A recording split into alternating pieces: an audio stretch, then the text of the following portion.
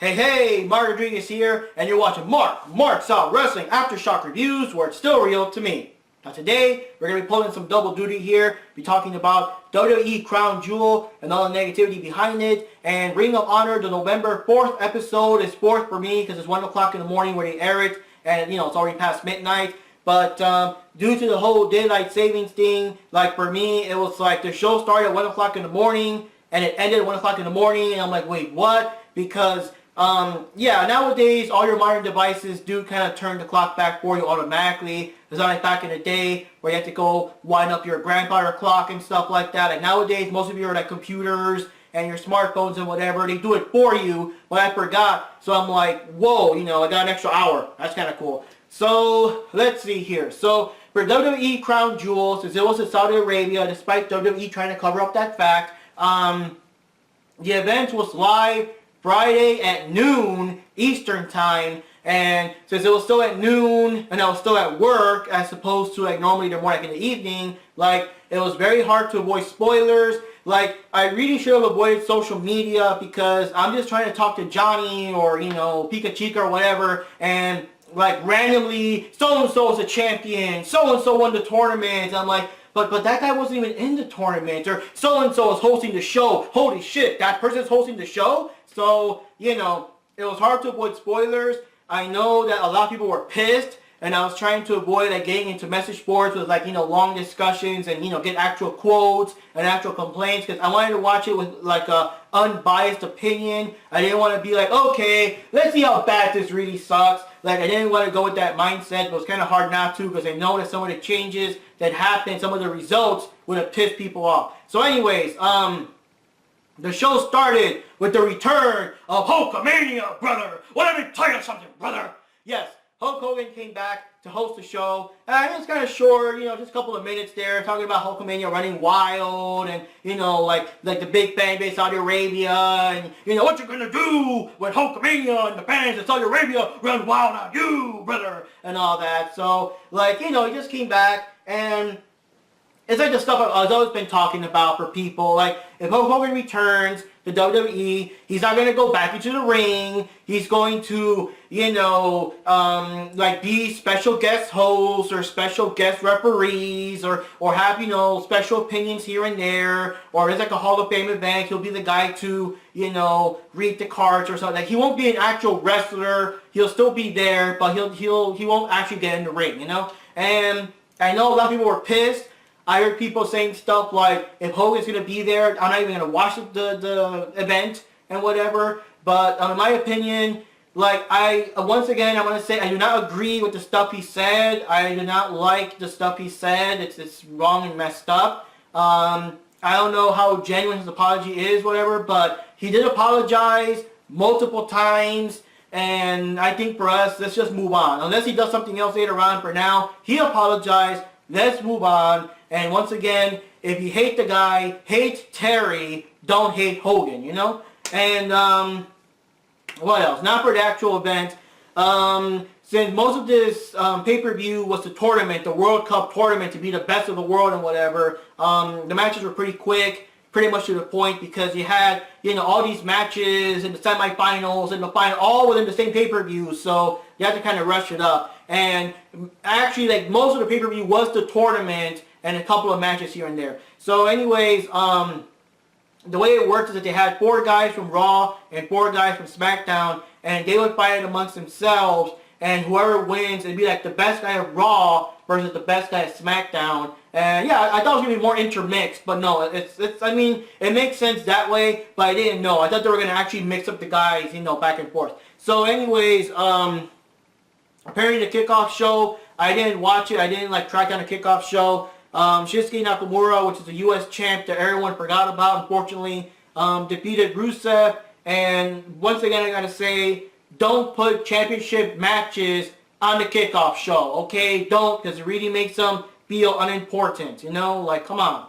And anyways, the first match, quarterfinals for the SmackDown side, was Rey Mysterio versus Randy Orton. And I was surprised. Everyone at work thought that Randy Orton was going to win. I got a couple of wrestling fans over there. Everyone at work thought that Randy Orton was going to win because it was like the perfect setup to have Randy Orton go against Jeff Hardy in the next match or something, but it didn't happen. One thing that was kind of cool was that Rey Mysterio did the 619 and Randy Orton actually caught him. You don't like often see people actually catch him in the middle of the move. So he caught him and did the DDT off the ropes and everything. And yeah, Randy Orton was going to do the RKO, but Rey Mysterio surprisingly got out of it, grabbed him, and did like a roll-up pin, and 1, 2, 3, Rey Mysterio won. I was like, oh shit. But Randy Orton got pissed off, got him in the RKO anyway, and set him against the announcement table and stuff. So that already kind of left Rey Mysterio kind of injured for the next match. And after that, The Miz versus Jeff Hardy,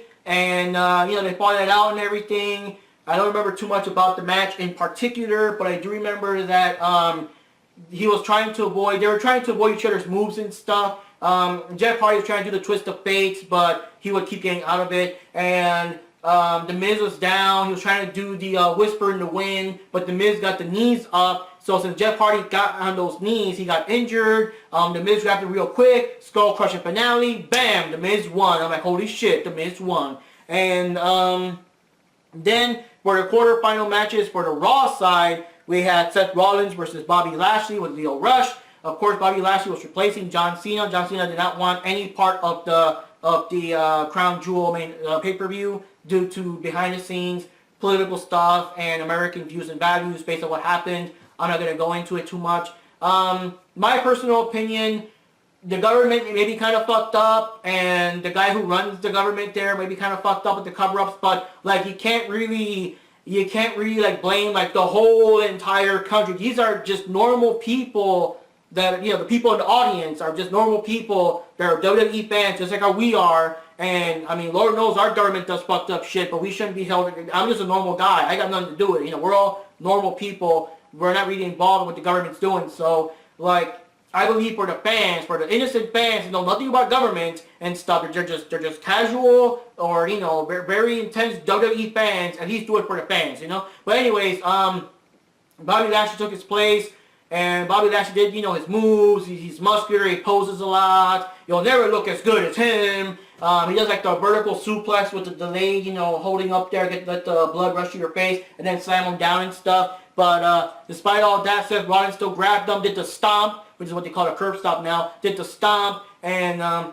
he got the win. I'm like, holy shit. Now, from what I understand, since John Cena is also like part-time anyways, and he doesn't really wrestle, and whenever he does, it's like very short matches and stuff, I believe that originally John Cena was going to lose anyway in the first round. He was just there to say that, oh, he's in the tournament, but he was going to lose anyways. So there's no real big change. It's the same thing. Bobby Lashley lost, just like how John Cena was going to lose. So, nothing really changed there. And the next match was Dolph Ziggler versus Kurt Angle. And yeah, Kurt Angle did a couple of moves. He does his rolling suplexes and stuff. He actually grabbed Ziggler in the calf crusher, and it was like a real long time. I really thought he was going to tap out or pass out or something, because it was like quite a bit of a struggle to try to like avoid it.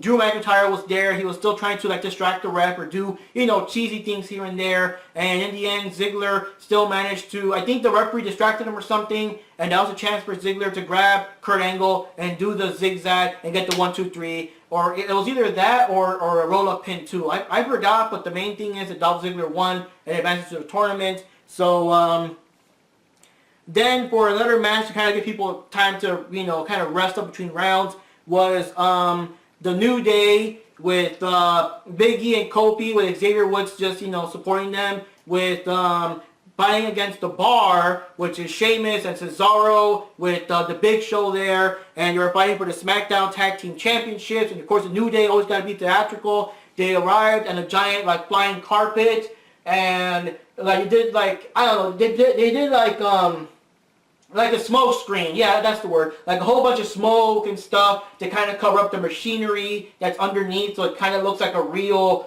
flying carpet. And it's kind of weird. Like I don't know if that was like offensive or a stereotype or whatever. But everyone loved it though. Everyone cheered them on. Everyone loves the New Day, and the New Day was throwing out pancakes and stuff. And Renee Young was like, "Oh, I'm hungry. Give me a pancake too," and stuff like that. Which I'm also surprised that Renee Young is a commentary there. I don't know if there's any websites that give like behind the scenes if the Saudi Arabians were like, you know, offended that she was there. I don't know, but as far as I know, everybody was having fun in the crowd. And yeah, so the bar fought it out with the New Day. I don't remember too much what happened, but I do know that near the end of the match, Big E tried to attack one of the New Day guys, and the referee got out of the way. And since the referee got out of the way and you couldn't see, the Big Show socked him in the side of the face. And since Big E was dazed, that's when Sheamus got the bro kick, grabbed them, 1, 2, 3, and the Bar still the champions. And I'm glad that they're the champions. I'm glad that they're champions, and that they're actually like defending the title and keeping the title for a while. I do hope that they kind of move on from the New Day for a while. The New Day are still fun. They really don't need the titles to be over. They're always doing all kinds of weird, crazy, over-the-top, like shenanigans and stuff. Like, you know, appearing in giant cereal boxes, going on the flying carpet, the weird time machine thing. Like, they always do all this weird shit. So they can still continue to do it even without the titles, you know? And, what else can I say? And also it's kind of cool because the Big Show evens the odds and keeps Xavier Woods from cheating, you know? And, okay, so now back to the tournament. We got The Miz versus Rey Mysterio, and The Miz did defeat Rey Mysterio. I did know that he got out of the way of 619 a couple of times. He did manage to grab him, and oh, he was actually trying to take the mask off, I think. You know how that's a big thing for luchadors. And yeah, he still grabbed him and did the Skull Crusher finale and got the win and everything. Now the thing is, The Miz had his leg injured. I really forgot like how it happened, but it does come into play later on. But The Miz won, and The Miz is the best of SmackDown, so that's kind of cool. I never complain about The Miz. He's always awesome. Dolph Ziggler with Drew McIntyre again fought against Seth Rollins. I do remember that whenever Seth Rollins was getting into the ropes to do like the frog splash, McIntyre grabbed his leg and just threw him onto the ring, and you know the referee didn't see it. So Seth Rollins just fell into the ring, you know, wildly without, you know, control, and Ziggler down with the zigzag, and 1, 2, 3. Ziggler's the best of SmackDown, so now he's going to go over, and yeah, it's going to be heel versus heel. It's going to be Dolph Ziggler versus The Miz, and that's kind of cool because, like, I've never seen The Miz fight against other heels because, you know, Ziggler has bounced back and forth, but The Miz, like, the most, I've been watching, he's like always been a heel. He's always been a cheater. So to see him go against someone that is just as cheesy and underhanded and all that stuff like him, that would have been kind of cool to watch. So, another match to kind of give them some time to heal up in between. AJ Styles defending his WWE Championship title against Samoa Joe. If you remember, Samoa Joe's replacing Daniel Bryan. They actually had their match on SmackDown Live. So during the match, AJ Styles defeated Daniel Bryan, and what was I going to say? Samoa Joe came out of nowhere, attacked him and stuff, so now it became personal. So now it's AJ Styles versus Samoa Joe. And yeah, Samoa Joe did some good moves here and there. He did manage to grab AJ Styles to go clean a clutch. There was a bit of tension if he was going to tap out or pass out or what. But in the end, after multiple attempts, because every time he would try to get to the ropes, Samoa Joe would stop him. But finally, AJ Styles would succeed in getting onto the ropes and hit him with a phenomenal forearm and get the 1, 2, 3. And another thing is Samoa Joe's still injured. His knee is still messed up. So AJ Styles still like targeted the knee. There were times that Samoa Joe would fall over and be in pain. And of course in this case, Samoa Joe is like, you know, threatening the family and stuff. It like, I guess we kind of support in AJ Styles like targeting the knee, hitting the knee, kicking the knee and stuff like that. And yeah, I understand. Everybody was pissed. Everybody was pissed because it was like why are you bringing Samoa Joe? He's going to lose anyways. Like, this would have been like his last chance to actually win on the feud, but he just lost anyways. Like, he talks big, but he loses all the time and stuff like that. And I kind of understand it personally because he's still injured. And if he won and became the champion, he would have been too injured like to actually defend the title. Like for me, I would have been kind of pissed off if he won, got the title, and had to relinquish it like right away or something. So, like in a certain way, these events kind of make sense. Like Daniel Bryan refused to participate in the Crown Jewel, so it makes sense that AJ Styles would beat him so he could like actually perform at the event. And Samoa Joe is injured, so it makes sense that Samoa Joe would also lose because he would be too injured to actually have a title run. But I do wonder, once again, if Daniel Bryan did actually perform at the Crown Jewel event, would he have defeated AJ Styles? Was it in the cards for him to defeat AJ Styles? That we'll never know, I guess. And, oh God. So people are already, like, pissed off. This is the whammy.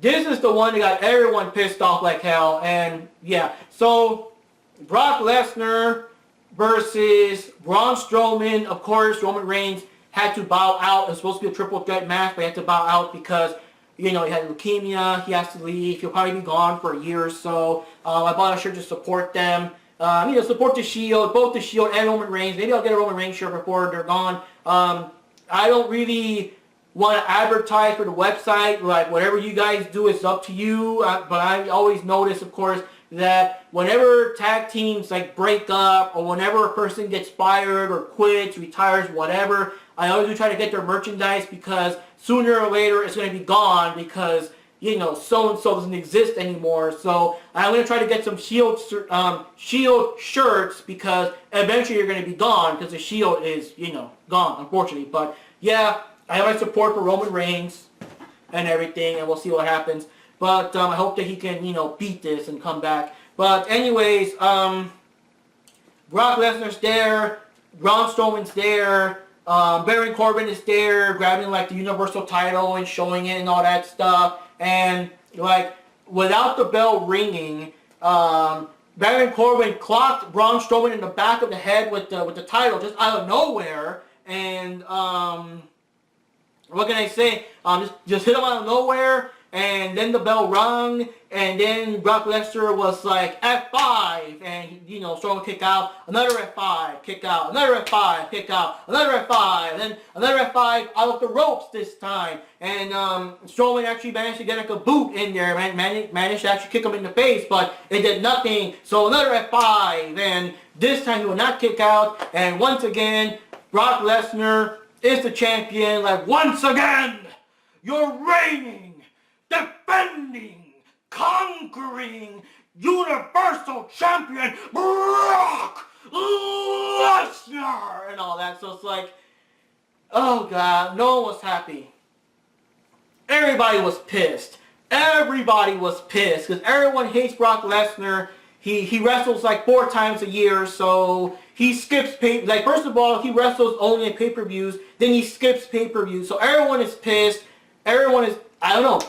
Everyone was just pissed. Everyone was really, even I was assuming, it was one of those, like, blind assumptions, like those times you know who's going to win before the match even starts. Everybody was assuming that Braun Strowman was going to win, but Lesnar won. And I can only assume that if Reigns was there, maybe he would have retained the title, or maybe Strowman would have still won anyway or something, but without Roman Reigns there, I guess they gave the title to, you know, Lesnar. So, people are pissed about Samoa Joe. People are pissed about Lesnar. Let's make them pissed one more time, shall we? So, we have, oh God. We have The Miz versus Dolph Ziggler, heel versus heel. Finally, someone that is as cheesy and as underhanded and as much as an asshole as The Miz. This is going to be fucking awesome. And then The Miz injured himself because, I guess during the matches, his leg got messed up.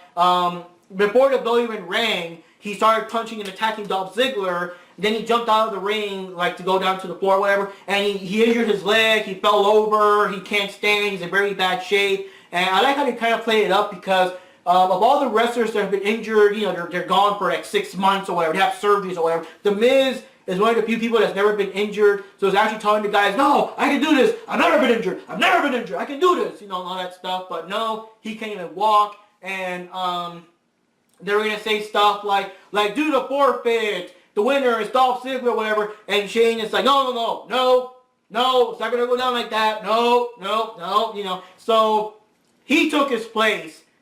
And everyone is like, what the fuck? So Shane took his place and, you know, threw the punches on Dolph Ziggler and stuff. Did the whole, like, world-to-world thing, whatever you call it. Oh, coast-to-coast, where he goes on one side of the ring and jumps all the way to the other side of the ring and hits Dolph Ziggler and gets the pin. He gets the trophy. He wins the World Cup tournament. He's the best of the world. He won it for SmackDown. He's acting all cheesy, like, oh my God, I can't believe it. Oh my God, and all that stuff. And again, he wasn't even in the tournament. Like, that just pissed people off too. Like, I know people were cheering, but like in the online community, everyone got pissed off, you know, so whatever. So the last match is yes, and no computer if the battery's going low. Hold on. The last match was the Burst of Destruction, Undertaker and Kane versus D-Generation X, Triple H, and Shawn Michaels. And I gotta say, it was a cool spot where Undertaker grabbed Shawn Michaels and put his head like over the edge of the wrestling apron and did a leg drop on his chest. And I'm like, holy shit, like, can you imagine a leg the size of the Undertaker just going down on your chest while you're hanging off the ring? Like, I had to wince with that, man. They really beat the crap out of Shawn Michaels. They took like no consideration. This is his first match in 8 years. They beat the crap out of him, you know? So, yeah, there are lots of events here and there. In my opinion, the most focus was on Shawn Michaels, and he's the guy that hasn't wrestled in 8 years. Undertaker and Triple H, they still perform at least once a year at WrestleMania. They've been here and there, and Kane performs here and there, but Shawn Michaels was a big deal. So Shawn Michaels still did like off the rope stuff. He still did, you know, the super kicks, and the audience was still, you still got it, and all that kind of stuff. In the end, Kane and Undertaker both grabbed Triple H and Shawn Michaels to do like the double tombstone, but Shawn Michaels reached over and poked Kane in the eye and stuff, so they dropped them, and he still did a super kick to Kane, and while Kane was dazed, Triple H grabbed him for the pedigree, and 1, 2, 3, and they won. And I mean, personally, I like Undertaker and Kane. I wish they won, but I kind of understand that this match was more about like Shawn Michaels and more about the return of D-Generation X and all that stuff. So X chopped everyone. They won. So it was a weird event. It was a weird thing. Most of the rage came because Hogan came back, because Samoa Joe lost again, because Brock Lesnar is a champion again, because Shane McMahon won even though Shane was not in the tournament, and also because some people like disagree with the main event being like these guys that are pretty old and whatever. Like actually they weren't that bad, they weren't as slow, and The Undertaker didn't take like a long time to get up like he's been doing. He's actually been kind of good. Like, these matches are kind of short. Of course, in the tag team match, you kind of split up the work between him and Kane. So, you know, he still puts a decent showing. It's still pretty cool. He still did the old school off the ropes. He still did the Hell's Gate and stuff like that. So it was pretty cool. It was pretty satisfying for everyone. In my opinion, I still like that match. Obviously, it's going to be slow paced. Obviously, they're going to be running around. But the thing is, like, Undertaker was always a slow, dead guy anyway. So he really wasn't running around when he was younger anyway. But, yeah, for me, the pay-per-view was so-so. It was very so-so. Like, I don't know. It was just very average. It was just very average of an event. Because, first of all, the tournament took over, like, most of the event. And since it was a tournament, and you have to have, you know, like semifinal, quarterfinal matches, semifinal matches, the final match. Everything had to be rushed. All the matches were very short. They weren't as drawn out as an actual match would have been. It wasn't part of a tournament, so everything was pretty rushed for time. Samoa Joe, I understand why he had to lose. He was still injured. I was surprised. I thought that when he came back, it was because he was not injured. He kind of recovered and could fight, but he was still injured. So, like, if he was in better shape, I would have wanted him to win. I really would have wanted him to win. That would have been fucking awesome had he won. But, you know, I didn't know he was so injured. But it was so weird. He was like a super random, you know, last minute replacement, because their feud was already over. And here it's like, one more time, the final chapter, because someone had to replace Daniel Bryan. But it's like, there's so many people out there, they couldn't find anyone else to replace Daniel Bryan out of nowhere. There's so many other people there, you know. But what else can I say? The Brock Lesnar thing, I'm not really crazy about it. My personal opinion, I would have loved the Burst of Destruction to win. I understand people like D-Generation X, but I would like Undertaker and Kane to finally close the book on Triple H and Shawn Michaels, you know, by proxy. And let me see what else. Hulk Hogan, I'm a fan of Hulk Hogan, so I got no complaints there. But this whole Shane McMahon, like, he wasn't even in the tournament, man. Like, I want a match. They better put it on SmackDown, Raw, whatever. They're SmackDown. They better put it on SmackDown. I want to see Dolph Ziggler versus The Miz. I want to see them both at, like, Survivor Series. Because that would have been a good match. A good heel versus heel match. I want to see it. And Shane McMahon robbed us of that, in my opinion, because, you know. So anyway, it was a social pay-per-view, and also a lot of people are saying that, like, some of these bad bookings were maybe even done on purpose, so that if you're talking about the event, if you're bitching, if you're complaining, you're angry about the event, and how dare they make Brock Lesnar champion again, and stuff like that. It's like, it gets you distracted from the fact that the event still took place in Saudi Arabia. Everybody was pissed off, like, how dare they still make the event in Saudi Arabia? You know, it's like anti-American, like, how dare you do that? So, with these bad bookings, we're more frothing at the mouth that Brock Lesnar is champion, and forgetting the fact that they still did the crown jewel in Saudi Arabia instead of moving it elsewhere and stuff like that. So, you know, that's like the long and short of it. It's pretty crazy. So let's move on to Ring of Honor. Alright guys, so Ring of Honor, it was kind of a weird beginning. I kind of missed the first couple of minutes, but basically it was like Sandman beating the crap out of Silas Young with a kendo stick. It was like a hardcore match, all weapons were allowed, and basically it was like, if Silas Young can defeat the Sandman, Bully Ray can do whatever he wants to Flip, and, you know, violently of course. And, yeah, there was like chairs, there was kendo sticks, but something I've never seen before. I've never seen anyone suplex a fucking steel ladder on someone. Like, Young was down out of the ring, and Sandman just grabbed the ladder, just fucking suplexed that ladder on him, and I was like, ooh, that's nasty. That was like a ladder plex, you know? And everybody was still like to Sandman, you still got it, because, like, you know, Sandman's like this hardcore legend. He inspired like Chris Jericho and Eddie Guerrero, and like a long list of people that do all the hardcore stuff. That was kind of cool. Even inspires Bully Ray himself, you know? So, in the end, they got into the ring. Silas Young still grabbed Bully Ray and still slammed him down and got the 1-2-3 despite all the punishment he got. So now Bully Ray can do whatever he wants. And this is basically giving 10 kendo stick strikes on Flip. And Flip has to just basically stand there and take it. Or if he doesn't, I guess he's fired or he quits or something like that. And like, yeah, Bully Ray got the kendo stick. And I guess it was too like violent for TV audiences. I guess it was violent. I guess it's like a difference between you just standing there and taking it as opposed to like an actual battle where you're still trying to defend yourself. You still, you know, can still like hit him with a chair or something. I don't know. But yeah, so he got him with the first smack, commercial break. After the commercial break, they got the whole disclaimer that some of these may be disturbing or, you know, parental guidance is advised and stuff like that. And when the show came back, it was like the fifth or so strike. And it said, this is edited from the original version because it's too violent. If you want to watch the, you know, unedited version, subscribe to the Honor Club, whatever. And it was like more smacks and more smacks. And yeah, it was kind of painful to watch there. And Cody and Brandy and the Young Bucks all showed up there. And they couldn't do nothing, just watch.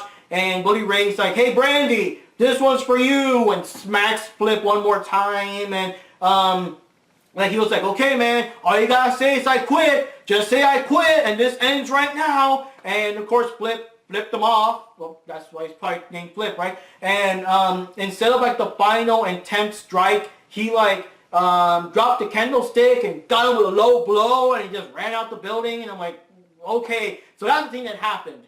That was interesting.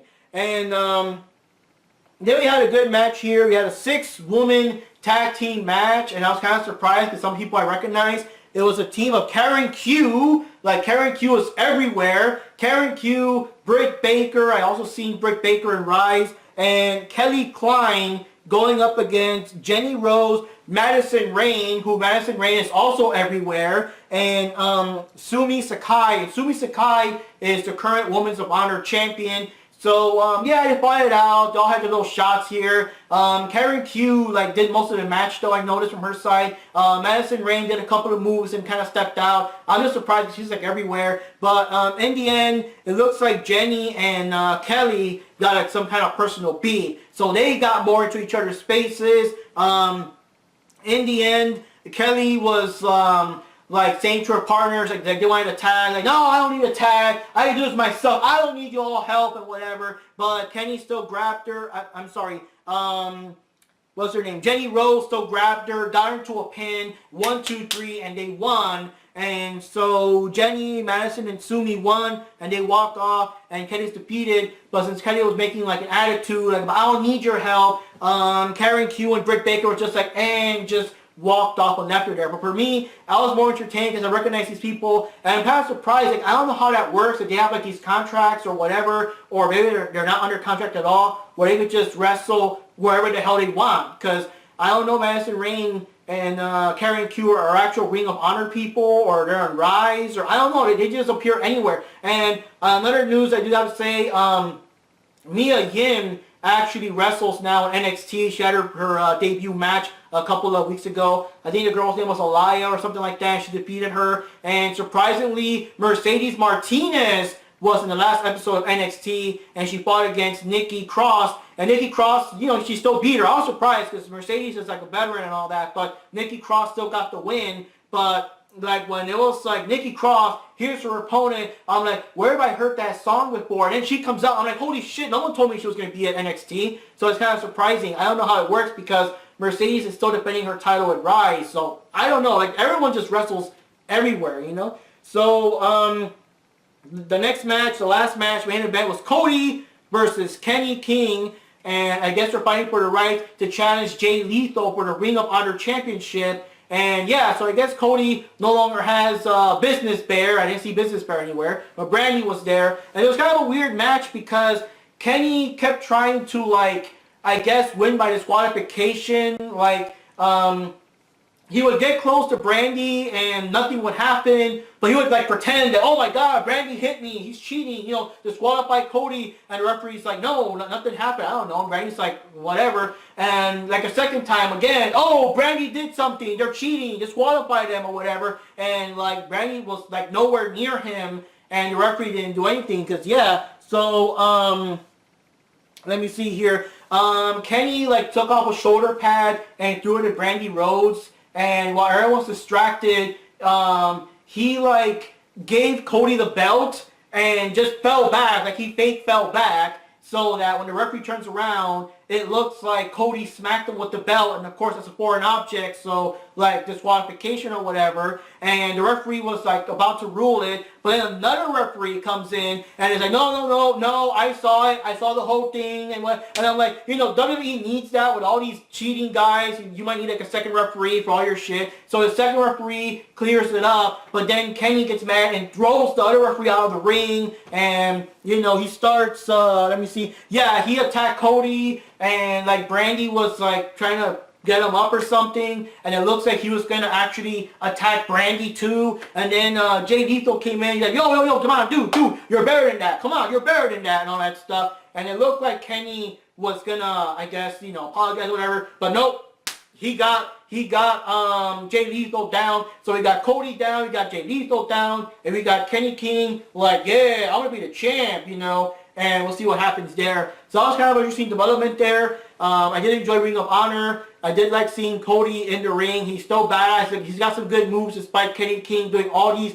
like fake disqualification things to end the match prematurely. And well, hey, that just shows you that he can't beat Cody under normal circumstances, you know? Alright guys, that wraps it up for this episode. I do want to say, other news, Triple H has to do surgery. I think he tore out a quad or something with The Miz. I'm not sure if he's injured for real or it's just kayfabe. Again, he's a guy who never gets injured. We do have AJ Styles versus Brock Lesnar, champion versus champion at Survivor Series. Also, Becky Lynch versus Ronda Rousey, champion versus champion at Survivor Series. Also, please check out Becky's Twitter account. It's hilarious. She's just talking shit at everyone. It's like heel Becky is best Becky. She's epic. And also, there's also talks between Impact Wrestling and Ring of Honor. They may possibly do a champion versus champion match. Ring of Honor champion versus Impact Wrestling champion. How's it going to go down? Where are they going to wrestle? I don't know. But I'll let you know as more info comes up. So anyways, guys, see you next time for more Marks Out Wrestling Aftershock reviews, because yes, it's still real to me.